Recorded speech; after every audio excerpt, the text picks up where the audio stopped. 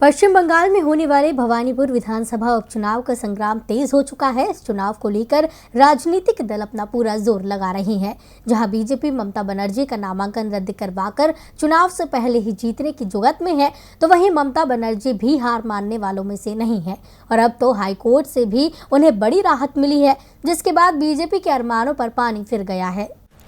नंदीग्राम की लड़ाई भले ही बीजेपी ने जीत ली हो, लेकिन भवानीपुर में ममता बनर्जी को हराना बीजेपी के लिए बड़ी चुनौती है। इसलिए पार्टी चुनाव से पहले ही चालबाजी कर रही है, लेकिन अब कलकत्ता हाईकोर्ट से विपक्षी दल को जोरदार धक्का लगा है। दरअसल उपचुनाव को लेकर कलकत्ता हाईकोर्ट में जनहित याचिका दायर की गई थी। सायन बनर्जी नामक अधिवक्ता ने जनहित याचिका दायर की थी, जिसमें उन्होंने महामारी को लेकर चुनाव रद्द करने की मांग की थी।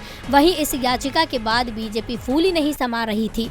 पार्टी का दावा था कि ये चुनाव रद्द होगा, लेकिन भवानीपुर विधानसभा उपचुनाव को लेकर कलकत्ता हाईकोर्ट में दायर याचिका खारिज हो गई है, जिसके बाद से ही भवानीपुर से चुनाव लड़ रही बंगाल की सीएम ममता बनर्जी ने राहत की सांस ली है, क्योंकि ये चुनाव ममता के लिए बेहद खास है। अप्रैल मई महीने में संपन्न हुए विधानसभा चुनाव के दौरान ममता बनर्जी नंदीग्राम से हार गई थी, बावजूद इसके मुख्यमंत्री बने। इसलिए अब उन्हें भवानीपुर से जीतना जरूरी है, नहीं तो उनकी मुख्यमंत्री की कुर्सी छिन जाएगी।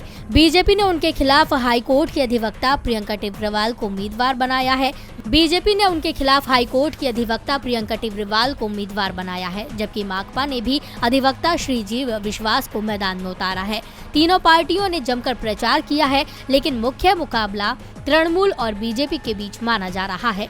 ममता बनर्जी ने खुद भवानीपुर में जनसभाएं कर लोगों से वोट की अपील की है। उन्होंने भावात्मक अपील करते हुए कहा कि इस बार अगर वो नहीं जीती तो लोग उन्हें फिर नहीं देख पाएंगे। अब ममता बनर्जी तो चुनाव जीतने की पूरी कोशिश कर रही हैं।